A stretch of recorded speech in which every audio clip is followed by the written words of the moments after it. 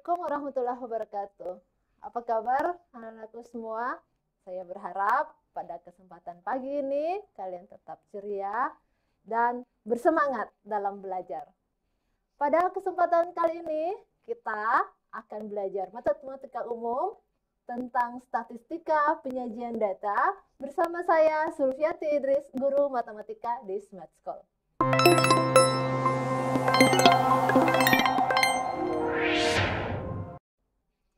Oke, anak-anakku semua, seperti yang saya sampaikan pada pertemuan yang tadi ya, yang di awal tadi, bahwa yang akan kita pelajari pada kesempatan ini adalah matematika umum tentang statistika. Statistika yang akan kita pelajari pada kesempatan ini adalah tentang penyajian data.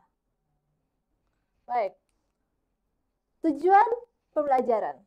Tujuan yang kita harapkan pada pembelajaran kali ini adalah peserta didik mampu menyajikan data dalam bentuk tabel distribusi frekuensi. Ya. Nah, anak-anakku semua, untuk yang pertama, kita lihat dulu apa yang dimaksud penyajian data dalam statistik. Penyajian data tidak bisa dipisahkan dari statistika. Dalam statistika itu ada proses pengumpulan, analisis, dan interpretasi data. Hasil dari rangkaian ini disebut penyajian data. Kemudian pentingnya penyajian data dalam statistik. Ini akan penting sekali untuk memastikan data yang disajikan benar agar informasi yang disampaikan bisa diterima dengan baik oleh pembaca. Jadi, penyajian data harus dibuat mudah dilihat dan mudah dimengerti. Ya.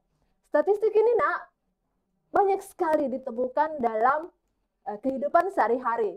Misalnya saja kalau kita ada data ya, data tentang penduduk, data tentang kasus kelahiran atau kasus kematian, kemudian data kejadian-kejadian yang terjadi itu tidak terlepas dari statistik.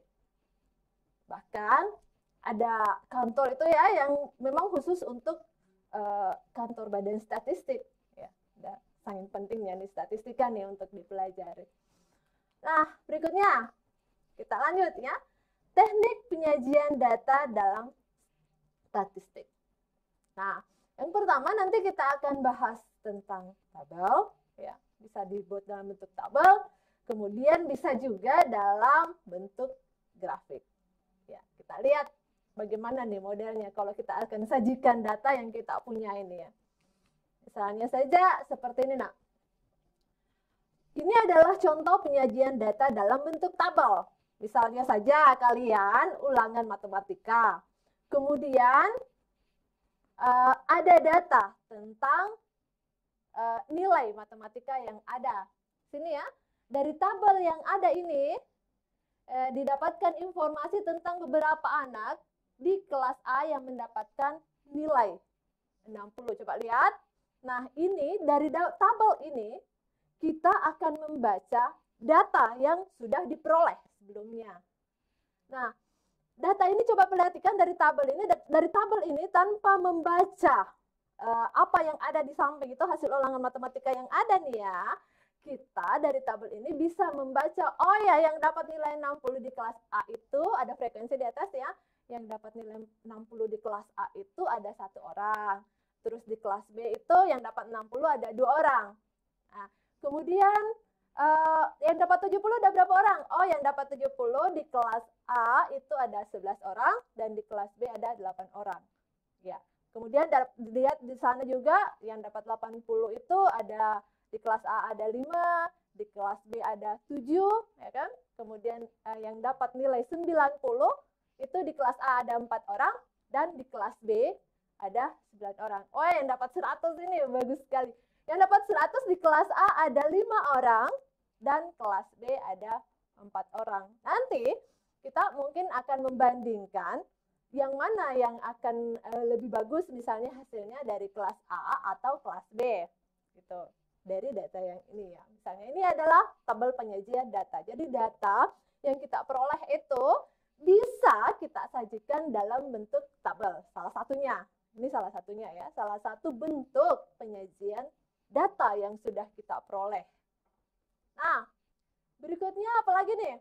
Berikutnya itu adalah contoh penyajian data dalam bentuk diagram batang.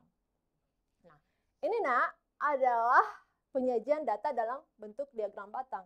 Ini saya yakin bahwa kalian kerap sekali melihat data yang seperti ini di berbagai tempat, mungkin di bagian statistika, mungkin di kantor-kantor, mungkin di tempat-tempat yang biasa mungkin kalian datangi ya, tempat-tempat kantor-kantor apa, kadang ada muncul yang seperti ini.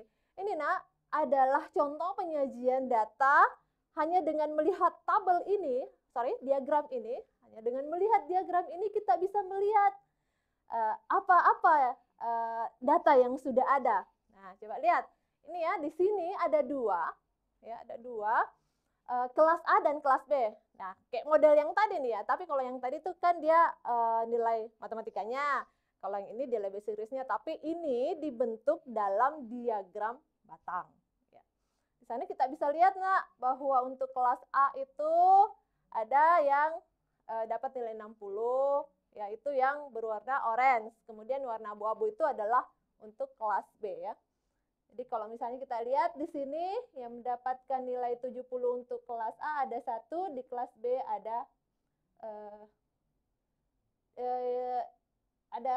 ya. Kemudian kelas B ada 2 anak. Nilai 100 di kelas A ada 5 anak ya. Dan di kelas B ada 4 anak ya. Seperti itu modelnya ya. Jadi seperti ini model bentuk diagram batang. Ya. Selanjutnya kita membuat tabel distribusi frekuensi. Nah, kalau yang tadi ini ya, yang tadi ini adalah bentuk tabel dalam data tunggal ya. Data tunggal yang sebelumnya tadi di dalam bentuk tabel, kemudian dalam bentuk diagram batang, itu adalah penyajian data dalam bentuk data tunggal ya. Data tunggal, data satu-satu nih, dicatat satu-satu. Nilainya dapat berapa? Nilainya yang dapat 70 berapa orang, yang dapat 80 ada berapa orang, 90 berapa orang kan gitu ya, dicatat satu-satu.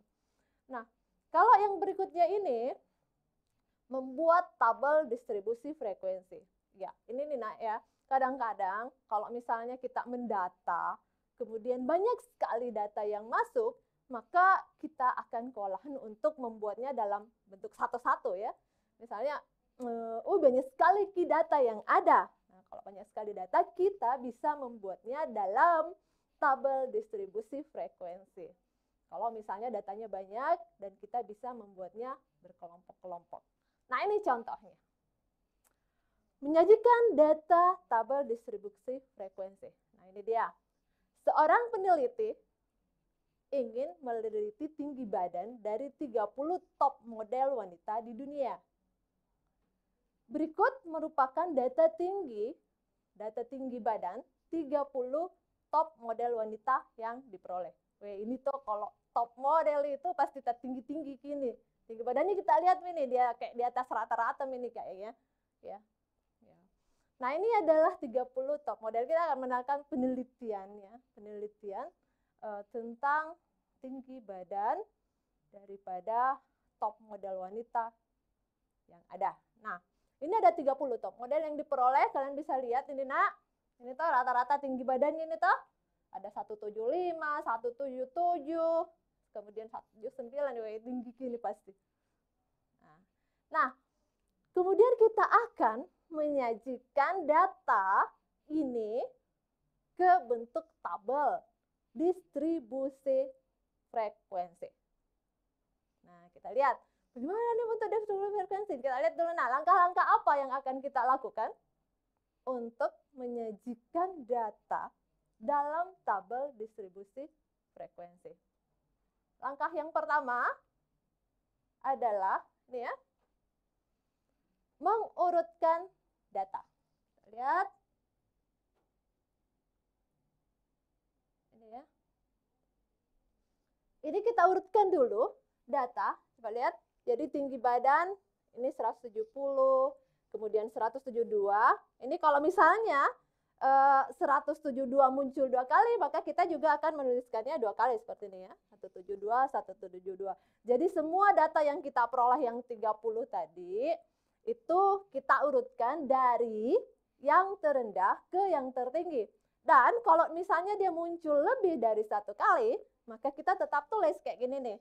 171 yang paling rendah ini 170, padahal 170 itu tuh tinggi tinggi kayaknya orang kalau 170, tapi ternyata di top model ini ternyata paling pendek orangnya nih 170. Ini jadi terendahnya ya. Nilai terendah daripada top modelnya di 170, padahal dia 170 tuh tinggi sekali nih orang. Kalau versi saya ya. Nah, ini kita lihat ya. Kita lihat nah, berikutnya adalah 175. Ini nak 175 nih. Tuh, ada muncul. Nah, 1, 2, 3, 4. Ada 4 kali munculnya. 175. Jadi setiap yang muncul itu tetap kita tulis. Walaupun misalnya dia muncul berapa kali pun, kita tetap tulis. Ya, berapa kali pun dia muncul, kita harus tetap tulis berapa angkanya. Kemudian sampai kita dapatkan angka tertinggi yang ini ya, tertinggi. Jadi memang kita cacah satu-satu dia, kita cacah satu-satu. Nah, nilai angka 187 itu adalah tinggi badan yang paling tinggi dari 30 top model yang kita peroleh datanya ya, setelah diukurin pasti. Oke, nah itu langkah yang pertama pada saat kita akan menyusun tabel distribusi frekuensi. Oke, selanjutnya, apalagi selanjutnya setelah ini? Kita lihat.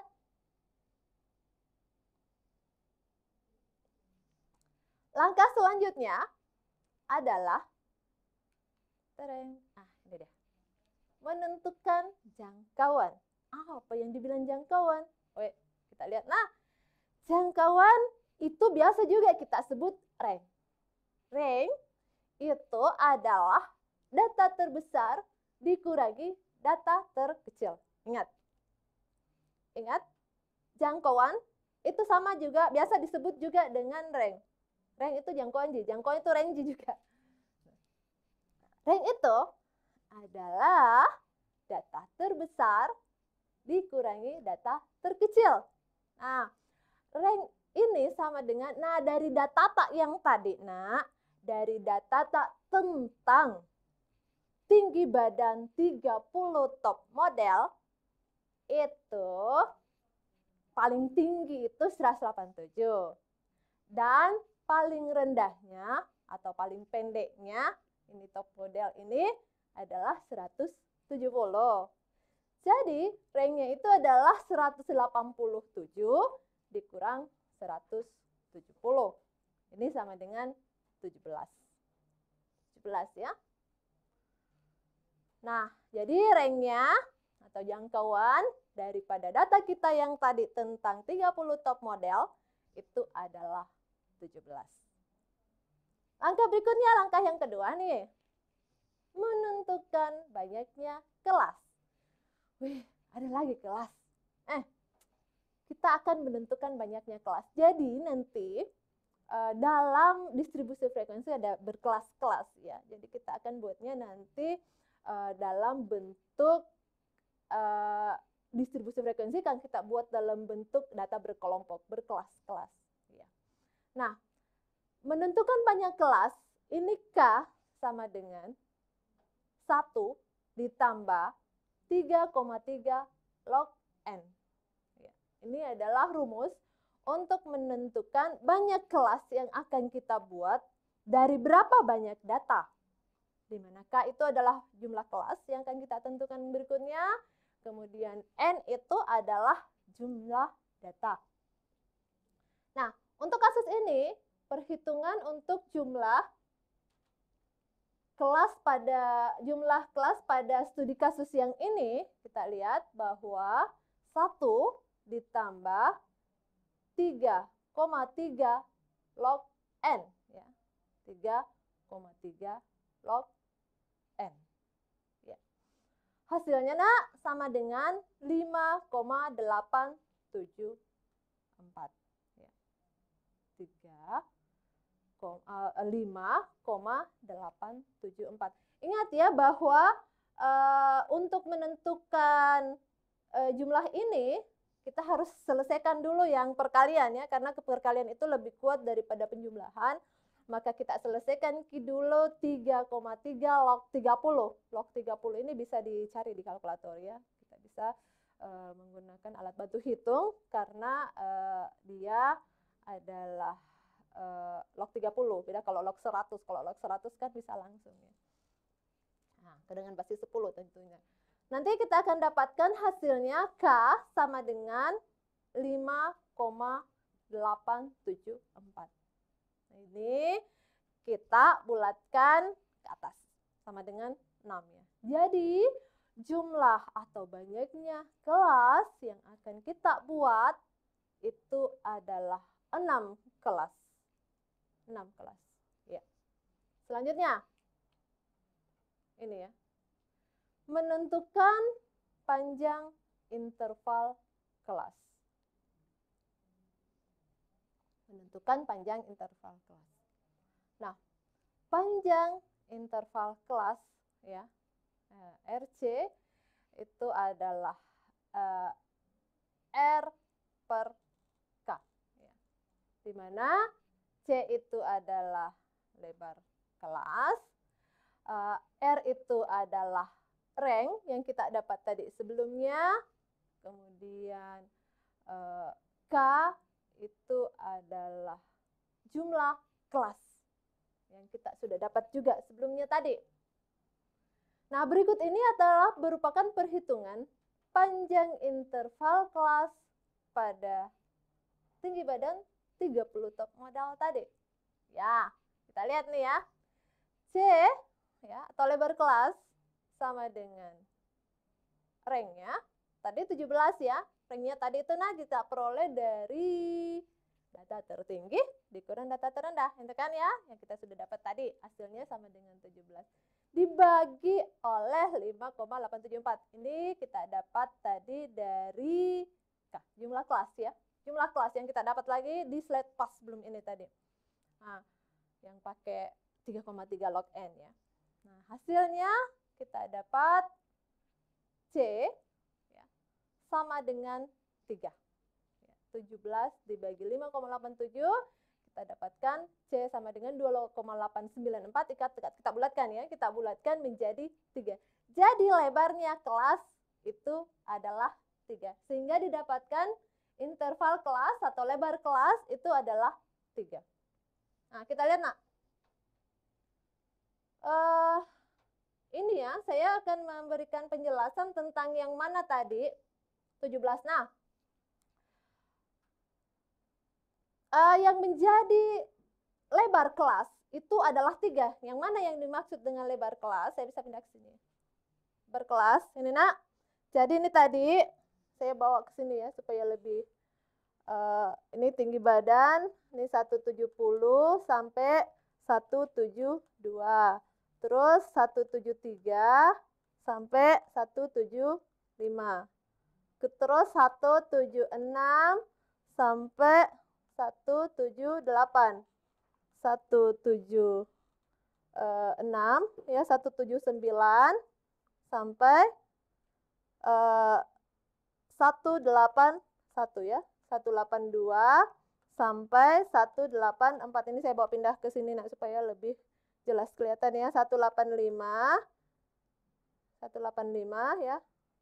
185 sampai 187. Nah, ini yang 3.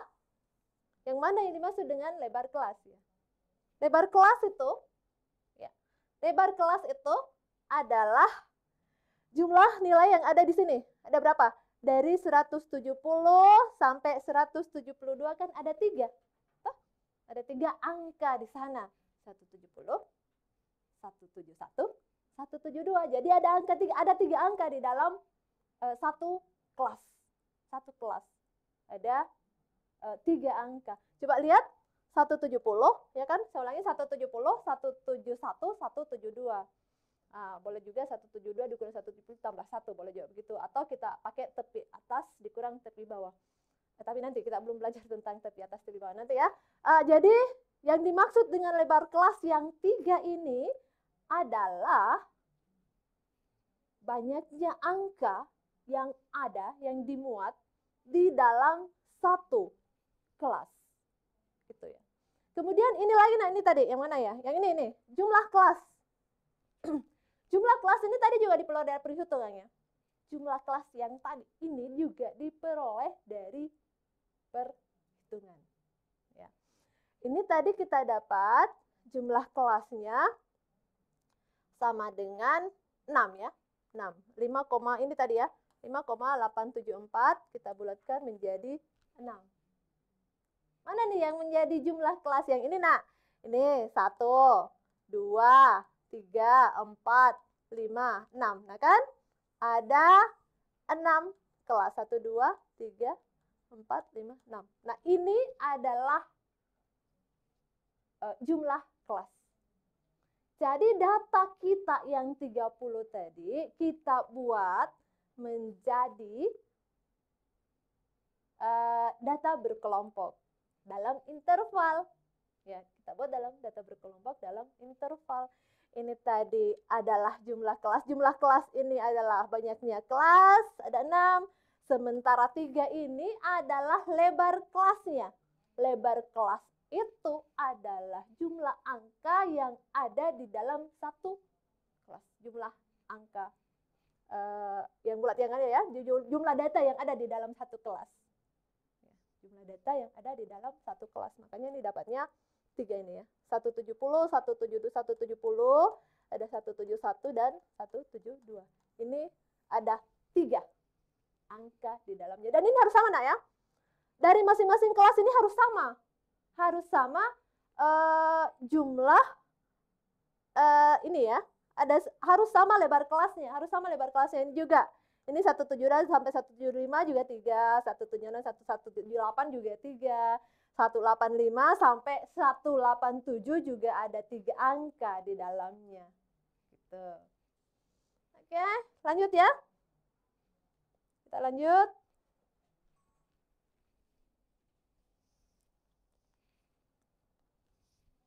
Ya. Selanjutnya adalah menentukan tepi bawah dan tepi atas kelas. Ya, kita akan menentukan tepi bawah dan tepi atas kelas. Nah, yang mana nih yang dimaksud dengan tepi bawah? Ada lagi tepi bawah dan tepi atas. Nah, ini nak, dalam menentukan tepi bawah dan tepi atas kelas dilakukan dengan mengurangi 0,5 batas bawah dan menambahkan 0,5 pada batas atas. Wih, ada lagi tepi kelas. Ya, kita lihat dulu. Ini nak, tepi kelas ya. Ini adalah batas bawah. Ini kan kelas 1 tadi. Ini ada kelas 1, 2, 3, 4, 5, 6. Karena ada 6 kelas ya. Untuk kelas 1, yang dimaksud tepi bawah, itu batas bawah. Ini batas bawah nih ya. Ini batas bawah, nilai rendah-rendahnya dalam setiap kelas. Jadi batas bawah 170 dikurang 0,5. Makanya dapatnya di sini 169. Ini tepi bawah ya. Tepi bawah kelas 1. Yang kedua, ya. Yang kedua, tepi atas kelas 2. Ini ya, tepi atas kelas 1 ini jadinya 172,5. Ya kan? Nah, 172,5 itu diambil dari 172 batas atas, ini ya.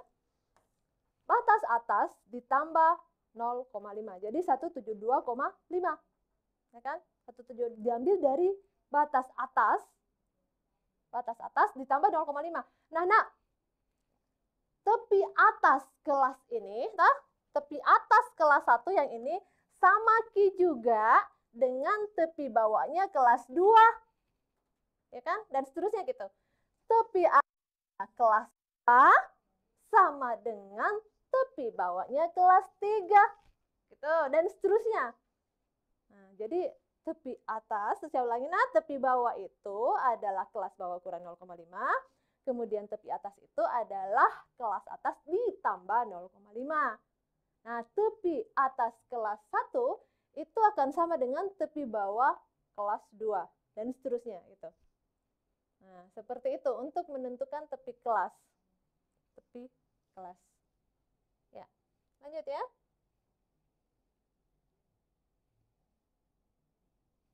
Kita lanjut. Apalagi selanjutnya? Nah, selanjutnya adalah kita menentukan frekuensi dari setiap kelas. Bikin lagi frekuensi.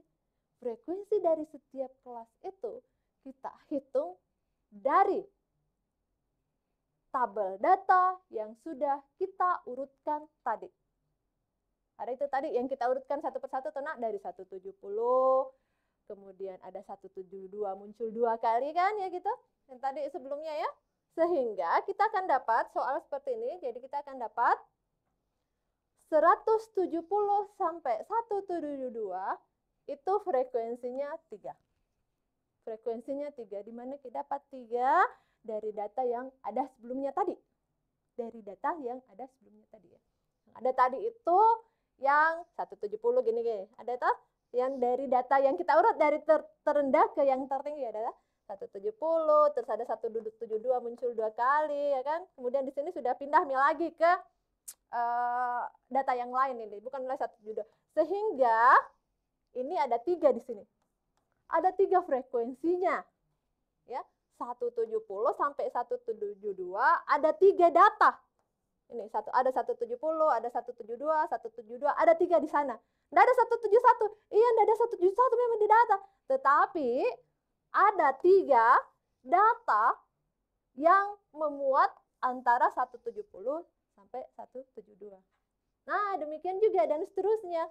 Ini kita lihat saja berdasarkan tabel yang kita tadi buat itu, yang kita urutkan dari yang terendah ke yang tertinggi gitu. Ya, nanti jumlahnya di sini ada 30 nih. Nah, jumlahnya ada 30. Ya. Gitu ya cara menentukan frekuensi dari setiap kelas. Ya, lanjut. Ini adalah membuat OGIF berdasarkan tabel distribusi frekuensi. Nah, itu yang tadi ya, yang ini tadi. Yang ini yang tadi yang ini adalah ini sudah jadi tabel distribusi frekuensi yang kita punyai. Jadi ini adalah tabel distribusi frekuensi yang kita punyai dari top modal tadi, 30 top modal tadi. Kalau kita diminta untuk menentukan bagaimana tentukan tabel distribusi frekuensinya, maka ya modelnya akan kita bawa seperti ini dengan langkah-langkah yang tadi ya. Ya. Setelah itu kita akan membuat OGIF berdasarkan tabel distribusi frekuensi. Ini saya lain lagi soalnya ya. Ini soalnya kita akan membuat OGIF. Yang tadi itu kita sudah selesai di tabel distribusi frekuensi. Ini yang sekarang kita akan membuat OGIF berdasarkan tabel distribusi frekuensi yang sudah kita dapat sebelumnya. Ya, kita lihat nih ya. Ini dia. Tata cara membuat OGIF. Tata cara membuat OGIF. Untuk membuat OGIF dari suatu tabel distribusi frekuensi, maka sebelumnya kita harus menentukan frekuensi kumulatif. Iya, ada lagi frekuensi kumulatif. Frekuensi kumulatif itu ada 2. Frekuensi kumulatif lebih dari dan frekuensi kumulatif kurang dari. Jadi frekuensi kumulatif lebih dari dan frekuensi kumulatif kurang dari. Yang untuk selanjutnya akan disebut OGIF negatif untuk lebih dari dan OGIF positif untuk yang kurang dari. Jadi ada nanti 2 OGIF yang bisa terbentuk. Selanjutnya, ini contohnya. Kita akan sama-sama membuat OGIF. OGIF nanti akan ada 2. Ada ogif positif, ada ogif negatif. Ada ogif lebih dari, dan ada ogif besar dari. Nah, kita lihat, modelnya. Ini adalah tabel distribusi frekuensi nilai ulangan matematika yang akan kita buat ogifnya. Ini sudah memang dalam bentuk tabel frekuensi, toh. Kalau yang tadi sebelumnya itu, kita punya data tunggal. Data tunggalnya kita buat tabel distribusi frekuensi. Nah, sekarang contoh yang ini kita sudah buat, kita sudah punya tabel distribusi frekuensinya dan kita akan membuat ogifnya. Nah, gimana nih caranya bikin ogif? Kita lihat, ogif. Wes. Ini dia. Berikut adalah tabel distribusi frekuensi kurang dari dan lebih dari. Coba lihat.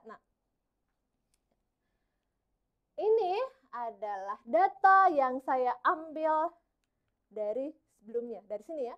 Dari sini saya pindahkan ke sini. Sini ya. Ini tadi adalah bagian data yang kita ambil dari data yang ada sebelumnya. Mana tadi? Ini. Toh, sama toh? Ini. Sama toh? Sama. Oke. Nah, sekarang bagaimana buat ogifnya? Ogifnya yang pertama, kita buat dulu tepi atasnya, Nak. Jadi kalau ogif kurang dari, kita akan pakai tepi atas masing-masing kelas. Tepi atasnya kelas 1 ini nih, 49,5.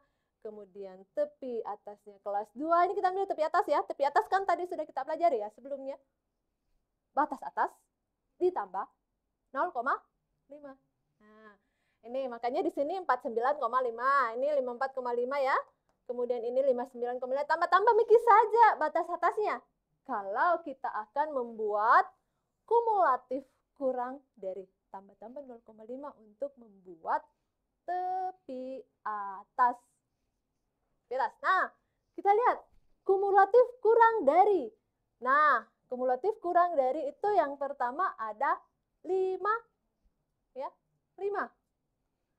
Kenapa ini? Kenapa bisa 5? 5 itu didapat ini kurang dari, Nak. Kurang dari. Jadi, ada berapa angka yang kurang dari 49,5? Nah, yang kurang dari 49,5 itu, Nak, tentu yang ini, toh. Ada 5 data. Ini kan, ini semua bilangan yang ada yang di sini kan pasti kurang dari 49,5. Maka di sini jumlahnya 5. Ya kan, gitu. Terus berikutnya, yang kurang dari 54,5. Yang kurang dari 54,5 itu adalah 15. Kenapa bisa 15? 15 itu, Nak, adalah 5 ditambah 10. Kenapa? Karena yang kurang dari 54,5 kan ada Ki juga 50,5. 50 sampai 54 ada Ki juga 45 sampai 49. Ya kan? Sehingga di sini 15. Artinya ini juga termasuk kecil dari 54,5 kan? Yang ini kecil juga dari 54,5. Yang ini juga, jadi yang pindah ke sini adalah jumlahnya ini ditambah ini, ya kan? Gitu.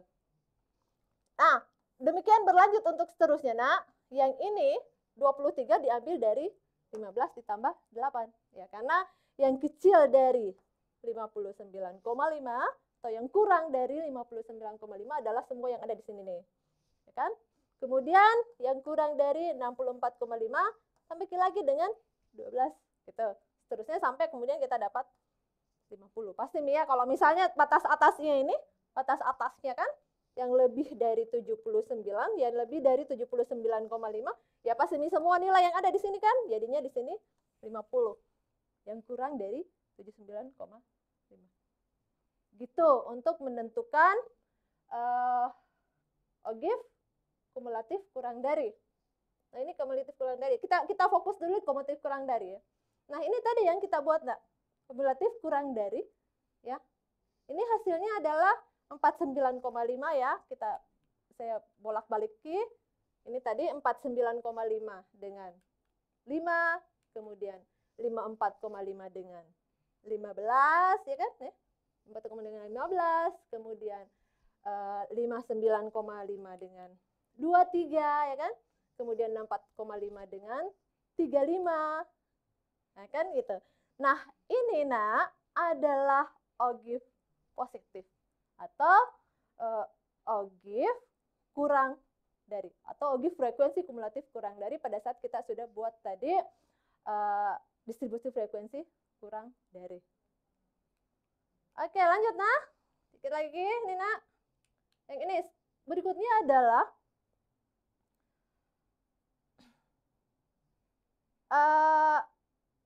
frekuensi kumulatif lebih dari. Nah, kalau kita akan membuat frekuensi kumulatif lebih dari, maka kita pakai tepi bawah kelas ya. Kita pakai tepi bawah kelas. Nih, tepi bawah kelas. Nah, kita lihat. Nah, ini lebih dari nih kita pakai. Lebih dari, gitu. Lebih dari, ya kan. Nah, kita akan mulai dari angka tertinggi pasti. Lebih dari 44,5. Lebih dari 44,5 pasti 50 nih ya. 44,5 kan 44,5 itu tepi bawah kelas 1. Jadi, kumulatif lebih dari itu 50 pasti. 50. Artinya lebih dari 40,5 adalah semua data yang ada di sini kan ya. Jadi pasti 50. Nah, lebih dari 49,5 ini adalah 45. Di mana diambil ya? 50 dikurang 5, ya kan? Dikurang-kurangi. Jadi ceritanya kalau yang tadi ini kita tambah-tambahi, yang sebelah sana itu kita kurang-kurangi. Ya, kurang-kurangi sampai kemudian dapat 5 terakhir gini ya. Jadi 9 modelnya kayak gitu ya. Nah, selanjutnya kita lihat yang ogive-nya. Nah, ogive-nya akan seperti ini. Nah. Jadi ogive-nya akan seperti ini modelnya. Ada kita akan mengambil tepi-tepi bawah kelas ya. Kita akan mengambil tepi-tepi bawah kelas. Tepi-tepi bawah kelas itu adalah 44,5 ya kan? 4,50 kemudian sampai 74,5 dengan 5. Jadi ogive, kalau ogive negatif itu kita beranjak dari atas ke bawah. Kalau ogive positif itu berarti kita beranjak dari bawah ke atas gitu modelnya. Jadi ini adalah ogive yang sudah terbentuk dari distribusi frekuensi kumulatif yang kita sudah buat tadi. Gitu. Oke, nah sekian ya. Ada yang mau bertanya nih? Ini kesimpulannya ya. Ini kesimpulannya kita ambil dari yang tadi. Jadi data kesimpulan yang kita peroleh adalah data disajikan dalam bentuk tabel maupun grafik. Kemudian langkah membuat tabel distribusi ini adalah langkah-langkah membuat tabel distribusi frekuensi ya. Urutkan data, tentukan jangkauan, menentukan banyak kelas, panjang interval kelas, tepi bawah, tepi atas, kemudian menentukan frekuensi setiap kelas. Sementara untuk membuat ogive itu kita membuat frekuensi kumulatif untuk masing-masing lebih dari atau kurang dari data distribusi frekuensi yang sudah ada. Gitu. Untuk hari ini cukup ya anak-anakku semua. Saya berharap statistika kali ini menyenangkan dan kalian bisa mendapatkan informasi tentang penyajian data statistika untuk hari ini. Baik anak-anakku sekalian, terima kasih atas perhatiannya. Mohon maaf atas segala kekurangan. Salam dari studio Cerdaski. Assalamualaikum warahmatullahi wabarakatuh.